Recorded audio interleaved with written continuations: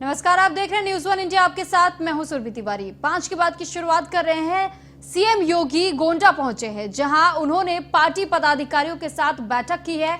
तो वहीं सीएम योगी के निर्देश पर नोडल अफसरों के अपने आवंटित जिलों में पहुंचना शुरू हो चुका है, जहां किसानों के बीच अफसर धान खरीद की जानकारी ले रहे हैं।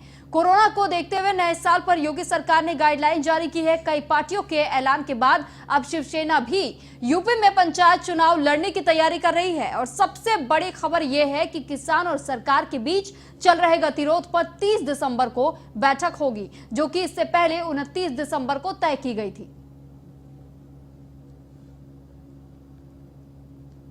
और अब खबर दिल्ली से, जहां किसान सरकार के बीच जो बैठक तय की गई थी, उसकी तारीख अब 30 दिसंबर कर दी गई है। 30 दिसंबर को किसान सरकार के बीच में बैठक होगी।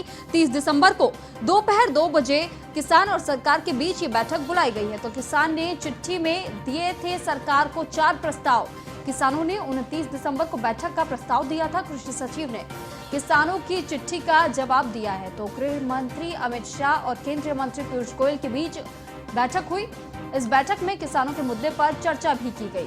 और अब ये बात निकलकर सामने आई कि जो 29 दिसंबर को लिखित तौर पर जो प्रस्ताव भेजा गया था सरकार को, 29 दिसंबर ना करके अब 30 दिसंबर को ये बैठक की जाएगी। तो सरकार और किसानों के बीच ये बैठक बुलाई गई है। 30 दिसंबर का दिन निर्धारित किया गया है, जब एक बार फिर किसानों के साथ अब सरकार बातचीत करेगी। और इस बार सबकी आस इसी पर टिकी हुई है, सबकी निगाहें इस बैठक पर टिकी हुई है कि आखिर किसी भी तरीके से इस बैठक में कोई बीच का रास्ता निकाला जा सके। और ये जो इतने दिनों से हंगामा चल रहा है, जो आंदोलन चल रहा है किसानों की तरफ से, उसे किसी भी तरीके से समाप्त किया जा सके। सरकार अपनी तरफ से तमाम प्रयास कर रही है। बातचीत करने का प्रयास लगातार सरकार की तरफ से किया जा रहा था।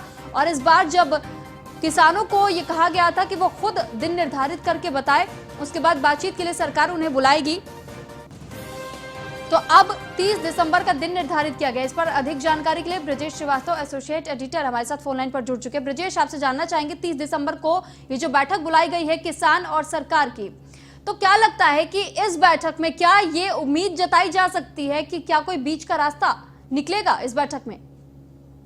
देखिए, सबसे बड़ी बात यह है कि बीच का कोई रास्ता निकलेगा क्या नहीं, ये तो इस बैठक के बाद तय होगा। लेकिन सबसे बड़ी बात यह है कि उम्मीद तो है। उम्मीद इस बात को लेकर के है क्योंकि किसान भी अब लंबे समय से बैठे हुए हैं। और सबसे बड़ी चीज ये है कि जो प्रस्ताव, लिखित प्रस्ताव जो है किसान संगठनों की तरफ से सरकार को दिया गया था, वो उस प्रस्ताव के बाद जो एग्रीकल्चर सेक्रेटरी हैं, उन्होंने किसान यूनियंस को एक पत्र भेज करके कहा है कि अब 30 दिसंबर को किसान और सरकार के बीच में बैठक होगी और उस बैठक में आगे का रास्ता तय होगा।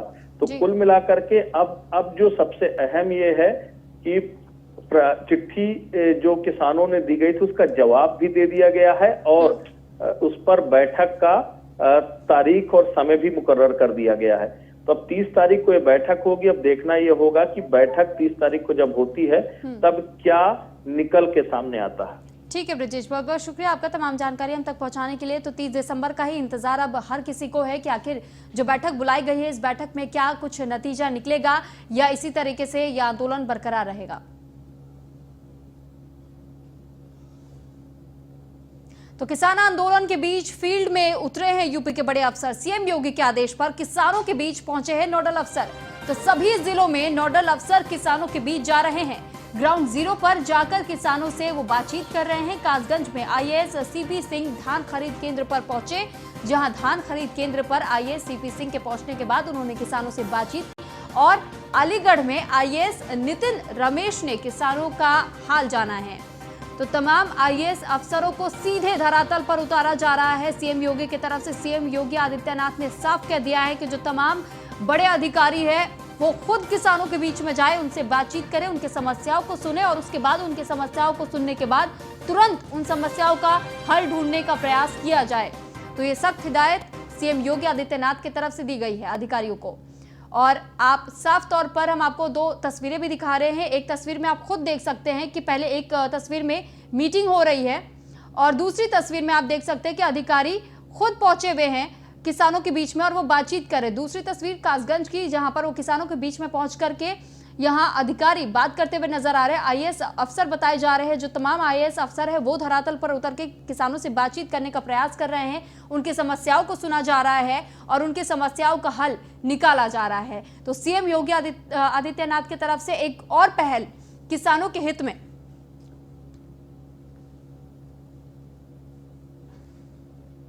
तो अब ये भी जान लीजिए कि आखिर कौन अधिकारी कहां है और किसको कहां की कमान सौंपी गई है कि वो धरातल पर उतरकर किसानों का हाल जान सके।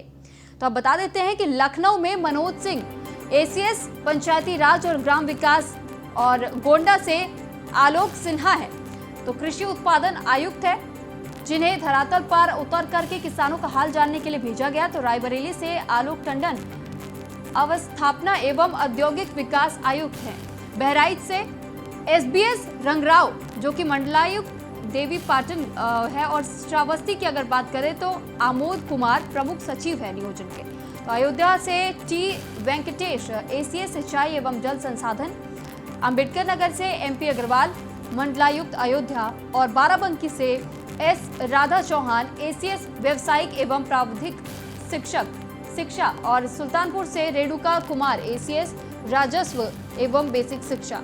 तो अमेठी की बात करें तो अमेठी से मोनिका एस गर्ग को उतारा गया है जो कि एसीएस उच्च शिक्षा है और सीतापुर से मिनिस्ट्री एस आयुक्त खाद्य सुरक्षा एवं औषधि प्रसाधन को संभालती हैं, जिन्हें धरातल पर उतारा गया है।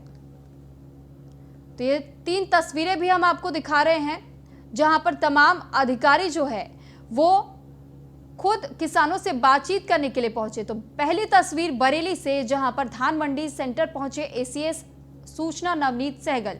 सिख किसानों से पंजाबी में नवनीत सहगल ने बातचीत की। सिख किसानों को पंजाबी अफसरों द्वारा संदेश देने की कोशिश की गई। खुद मैदान में उतरे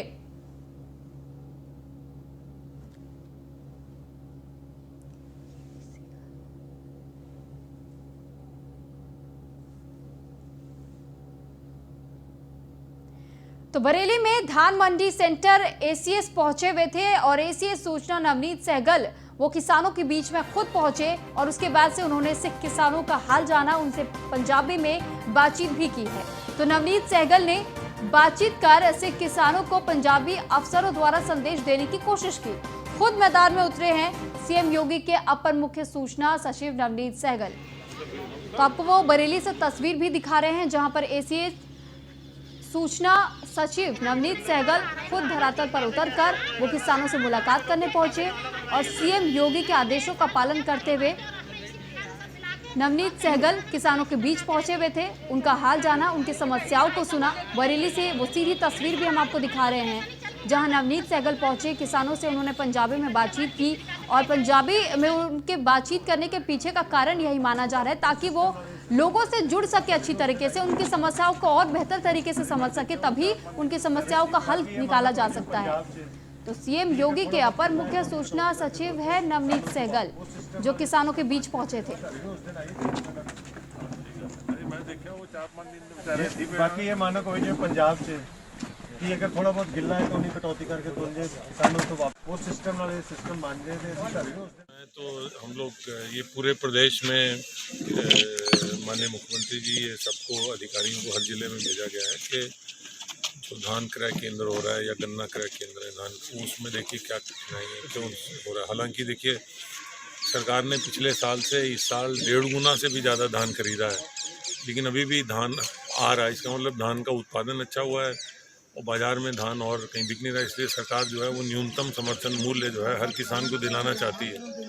उसी के लिए हम लोग पूरे प्रदेश में सभी अधिकारी निरीक्षण कर रहे हैं कि जो दिक्कतें क्या हैं, जो दिक्कतें आ रही हैं उन दिक्कतों को दूर किया जाए ताकि किसान को इंतज़ार न करना पड़े। उसका जो है गेहूं उसका धान या गन्ना जो है वो तुरंत तोला जाए और उससे खरीदा जाए। उसी प्रक्रिया को कर रहे हैं, उसी की समीक्षा कर रहे हैं। उसी के लिए मैं धान क्रय केंद्र का इधर 6 सेंटर है, मैं धान क्रय केंद्र देखने आया। जो 21 धान खरीद के नए लगने हैं तो वो सब इसी क्षेत्र में लगेंगे? हाँ, वो बोला है क्योंकि इस क्षेत्र में धान अभी बचा है किसानों के पास, तो इधर शिफ्ट कर दें और यहाँ कांटे भी बढ़ाएं ताकि जल्दी। खबर सीतापुर से जहां सीएम के आदेश पर एक्शन में नजर आई है। मिनिस्ट्री एस और रुकानमपुर में धान क्रय केंद्र का नोडल अधिकारी ने निरीक्षण किया। निरीक्षण के दौरान मंडी समिति के धान रिजेक्शन रजिस्टर में गड़बड़ी मिली। रजिस्टर में गड़बड़ी मिलने पर समिति के सचिव को फटकार भी लगाई गई। तो किसान धान क्रय करने में अनियमितता बरतने के आरोपों पर फटकार लगाई गई है। सचिव अवधेश कुमार और क्रय केंद्र प्रभारी एमओ शिवराम सिंह को फटकार लगाई गई। एसडीएम को किसानों का बयान लेकर दोषी पाए जाने पर कार्रवाई करने के निर्देश भी दिए गए।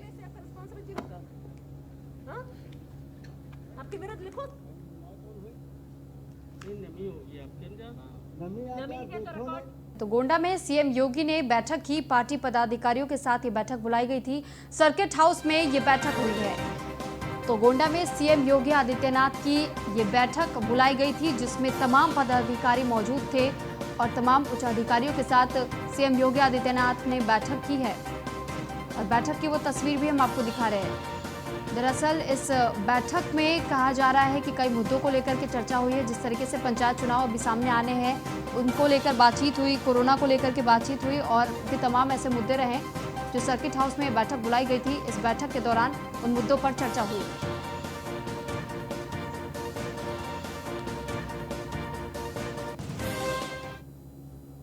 लखनऊ में नए साल के लिए यूपी सरकार की गाइडलाइन जारी कर दी है। नए साल पर कार्यक्रम में केवल 100 से ज्यादा लोग अब नहीं हो पाएंगे। केवल 100 लोगों को ही अनुमति दी गई है और कहा जा रहा है कि 100 से ज्यादा लोग अगर पाए गए तो उन पर कार्रवाई की जाएगी। नए साल पर कार्यक्रम के लिए पुलिस प्रशासन की इजाजत जरूरी होगी। कार्यक्रम की मंजूरी मिलने के बाद कोविड नियमों का पालन भी करना होगा। तो कोविड नियमों का पालन नहीं करने पर कार्रवाई की जाएगी। तो ये नए साल के जश्न पर गाइडलाइन यूपी सरकार ने जारी कर दी है और साफ कह दिया है कि अगर कोई किसी प्रकार का कार्यक्रम रखना भी चाहता है तो उसमें 100 लोग से ज्यादा लोग शामिल नहीं हो पाएंगे। केवल 100 लोगों की ही अनुमति दी गई है और अगर कोई कोविड गाइडलाइंस का उल्लंघन करते पाया गया तो उन पर एक्शन लिया जाएगा, कार्रवाई होगी। इस वजह से कोविड नियमों का पालन बेहद अहम बताया गया।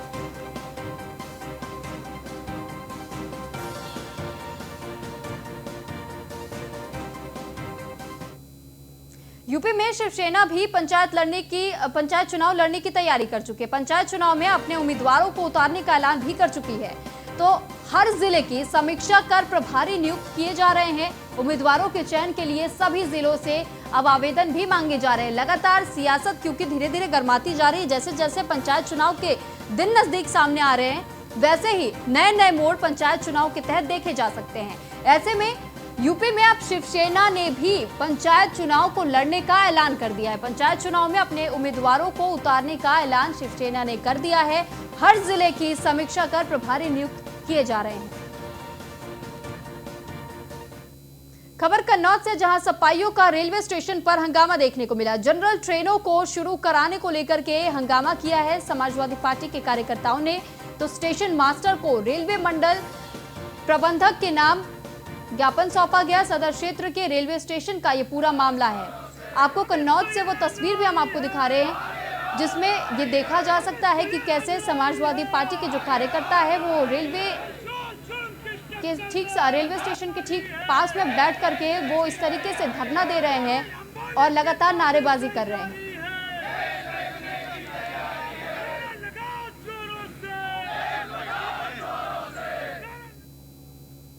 खबर संभल से, जहां महिला समेत कई लोगों की पिटाई का मामला सामने आया है। दबंगों ने दरअसल लाठी डंडों से बुरी तरीके से पीटा है।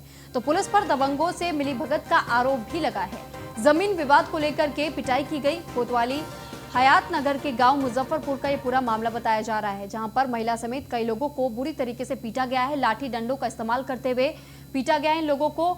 और यहाँ पर जमीनी विवाद को लेकर के कहा जा रहा है ये पूरा मामला है कि इस वजह से उनकी पिटाई की गई है। और जो पुलिस है, पुलिस पर भी मिलीभगत का आरोप लगाया जा रहा है।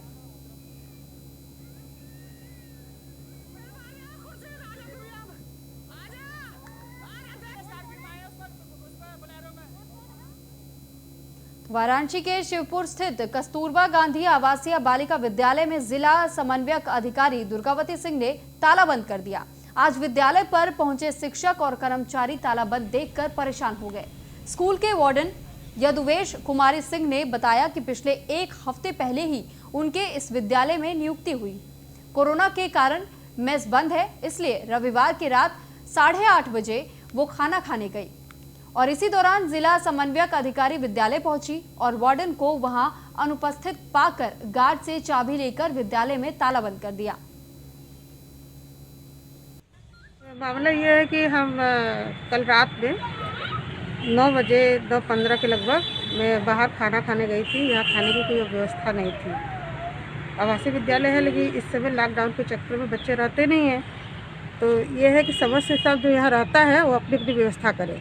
तभी मैं कोर्ट से स्टे लेके आई हूँ, इसी मंडे को ज्वाइन की हूँ। अभी मैं पूरा सामान नहीं लेके आ पाई हूँ, जिसके कारण से मुझे थोड़ा घर का सपोर्ट लेना पड़ता है खाने पीने के।